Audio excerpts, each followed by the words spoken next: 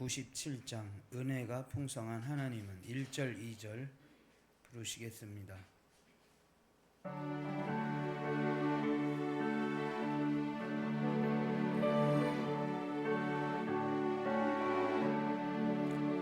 은혜가 풍성한 하나님은 믿는 자 사람 한 사람 어제도 오늘도 언제든지 변찮고 보호해 주시네. 주여 성령의 은사들을 오늘도 내려 주소서. 성령의 뜨거운 불길로서 오늘도 충만케 하소서. 정욕과 죄악에 물든 맘을 성령의 불길로 태우사 정결케 하소서. 태우소서. 깨끗게 하여 주옵소서. 주여 성령의 은사들을 오늘도 내려 주소서. 성령의 뜨거운 불길로서 오늘도 충만케 하소서. 주여 성령의 은사들을 오늘도 내려 주소서. 성령의 뜨거운 불길로서 오늘도 충만케 하소서.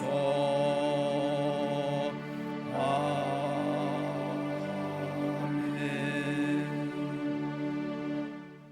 기도하겠습니다. 하나님 아버지, 자녀의 문제를 가슴에 안고 우리가 새벽마다 지성소로 들어갔습니다. 주여, 이 아이와 함께 섰사오니 주의 그리스도의 보혈로 우리를 함께 덮어 주시기를 원합니다. 자식의 문제로 눌리기도 하고 울기도 하고 때로는 화를 내기도 하고 때로는 절망 가운데 빠졌던 저희들입니다. 주의 긍휼이 없이는 우리가 부모의 노릇을 할 수가 없사오니 먼저 우리에게 주의 긍휼을 베풀어 주옵소서. 또 이 긍휼이 우리 자녀들에게 흘러 들어가기를 원합니다.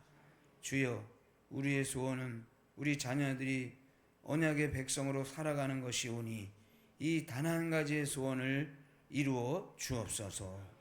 오늘도 예물을 드리는 주의 종이 있습니다. 우리 한 마음으로 같이 올려드리오니 기뻐 받아 주옵소서. 감사하며 살아계신 예수님 이름으로 기도드리옵나이다. 아멘. 오늘 말씀은 요엘서 1장 3절 4절, 구약성경 호세아서 다음에 요엘서 1270페이지 1장 3절 4절을 보겠습니다.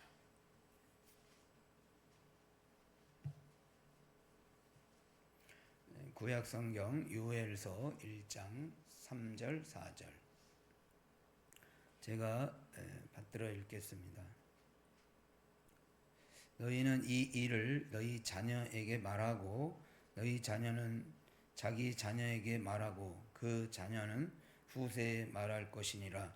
팥중이가 남긴 것을 메뚜기가 먹고 메뚜기가 남긴 것을 느치가 먹고 느치가 남긴 것을 황충이 먹었도다. 아멘.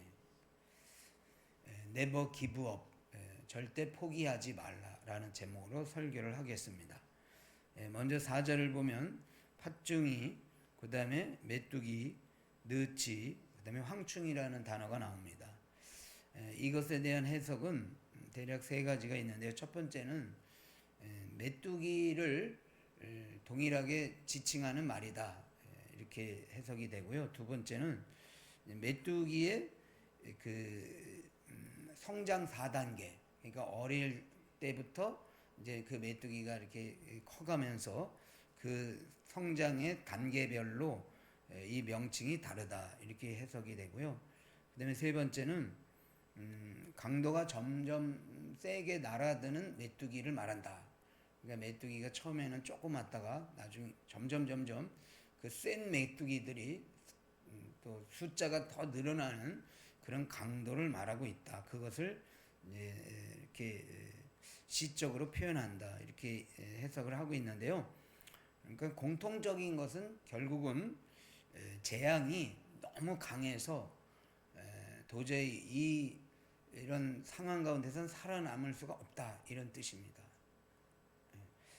그런데 바로 이 어려움, 그러니까 이스라엘 백성들이 당할 그 재앙의 농도가 너무 세서 도저히 헤어나올 수 없는 그런 상황을 지금 요엘 선지자가 말하고 있는 겁니다.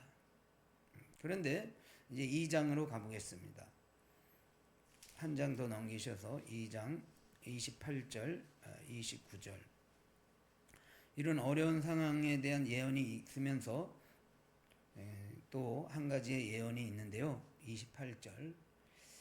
그 후에 내가 내 영을 만민에게 부어주리니 너희 자녀들이 장래 일을 말할 것이며 너희 늙은이는 꿈을 꾸며 너희 젊은이는 이상을 볼 것이며 그때 내가 또 내 영을 남종과 여종에게 부어줄 것이며. 아멘.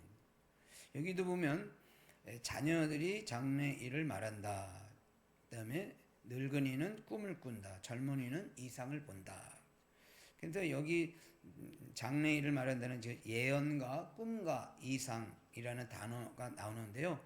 이 단어는 동일한 의미를 상징하고 있는 거예요. 그것은 뭐냐면 모두가 다 성령을 받는다. 성령을 받는다는 뜻을 각양의 언어로 이렇게 표현하고 있는 겁니다. 그러면 이 요엘서의 예언이 처음에는 재앙을 예언했다가 나중에는 성령의 임재를 예언을 했는데 이 예언이 어떻게 되느냐? 이제 성경을 또 가보겠습니다. 사도행전 2장, 신약 성경 사도행전 2장 16절.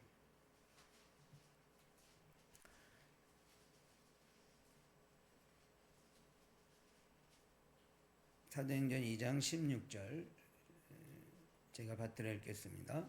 16에서 18절까지.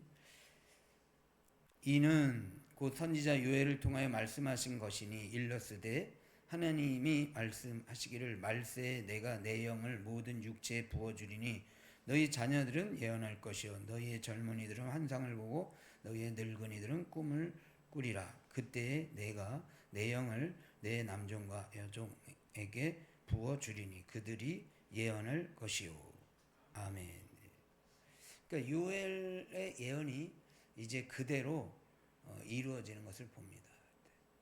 이것은 무엇을 말하냐면요. 하나님의 약속은 반드시 이루어진다. 하나님 뭘 주신다 그러면 반드시 주시고 하나님 무슨 어떤 어려운 상황에서도 너희를 건져주신다. 그러면 건져주시는 은혜가 있는 줄로 믿습니다. 그래서 이제 사도행전 한 구절만 더 보겠습니다. 2장 37절. 교훈은 무엇이냐? 이 하나님의 약속이 그대로 이루어지는 것에 대한 교훈. 37절. 그들이 이 말을 듣고 마음에 찔려 베드로와 다른 사도들에게 물어 이르되 형제들아 우리가 어찌할꼬 하거늘.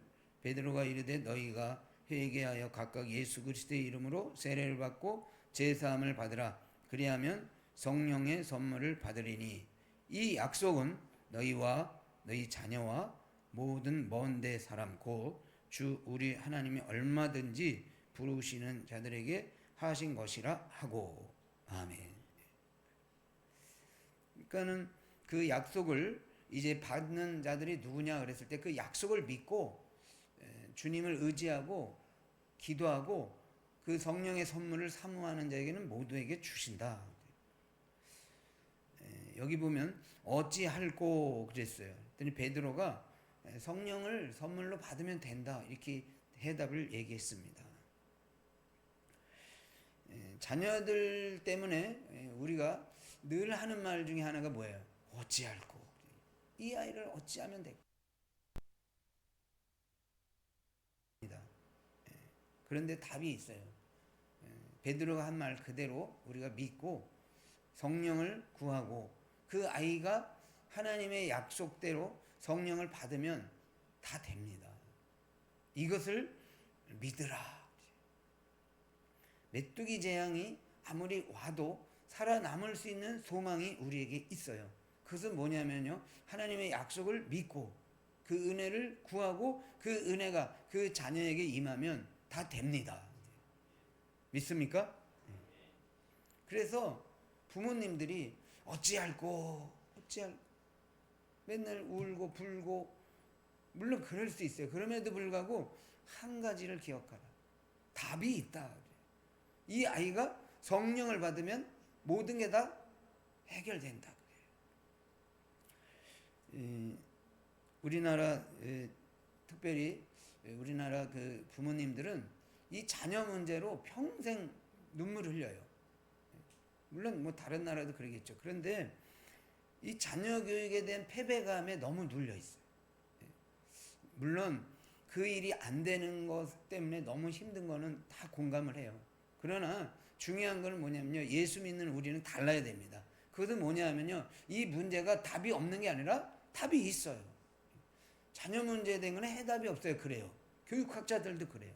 그러나 우리는 다릅니다. 해답이 없는 게 아니라 있어요. 성령 받으면 그 아이의 변화가 일어나고 놀라운 반전이 일어날 줄로 믿습니다.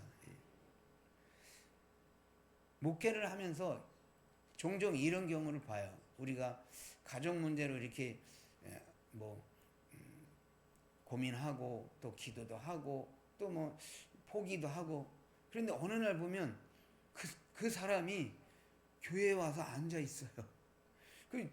저분이 어떻게 왔지? 그러면요, 이렇게 가계도를 조사해 보면요, 반드시 그 사람을 위해 기도하고 있는 사람이 있었어요. 그래서 누군가가 그 사람을 기도하고 우리는 왠지 모르는데 구원의 역사를 본 거예요. 이상하다.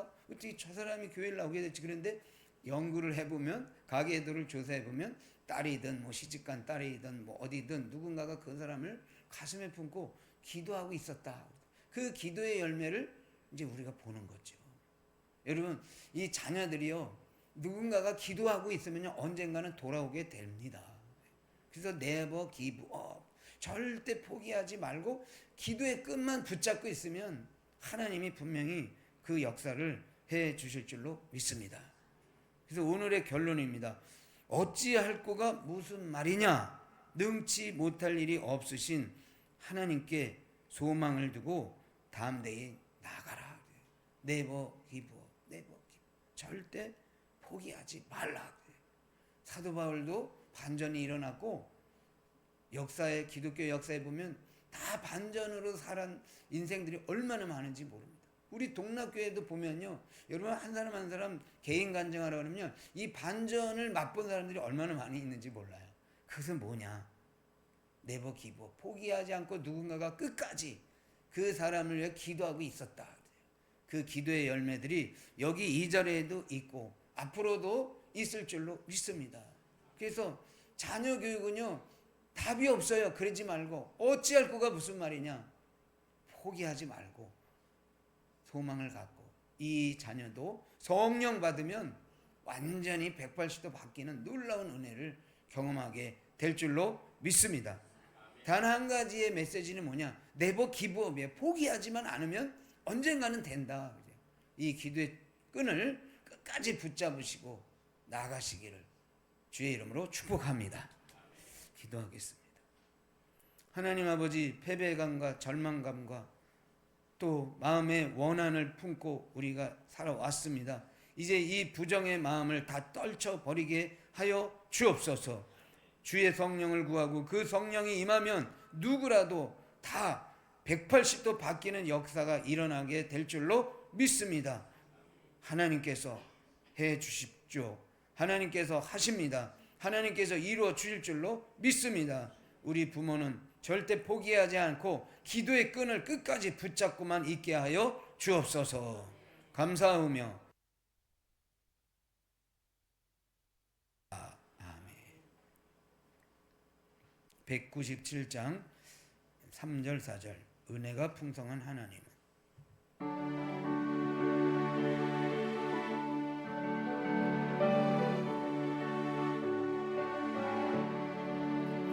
희생의 제물로 돌아가신 어린 양 주 예수야 구속의 은혜를 내리시사 오늘도 구원해 주소서. 주여 성령의 은사들을 오늘도 내려 주소서. 성령의 뜨거운 불길로서 오늘도 충만케 하소서. 주님의 기쁘신 은혜만을 세상에 널리 전하리니 하늘의 능력과 권세로서 오늘도 입혀 주옵소서. 주여 성령의 은사들을 오늘도 내려 주소서. 성령의 뜨거운 불길로서 오늘도 충만케 하소서. 아멘. 기도만 드립니다. 하늘에 계신 우리 아버지여, 이름이 거룩히 여김을 받으시오며 나라의 임하옵시며 뜻이 하늘에서 이루어진 것 같이 땅에서도 이루어지이다. 오늘날 우리에게 일용할 양식을 주옵시고 우리가 우리에게 죄 지은 자를 사하여 준 것 같이 우리의 죄를 사하여 주옵시고 우리를 시험에 들게 하지 마옵시고 다만 악에서 구하옵소서. 대개 나라와 권세와 영광이 아버지께 영원히 있사옵나이다. 아멘.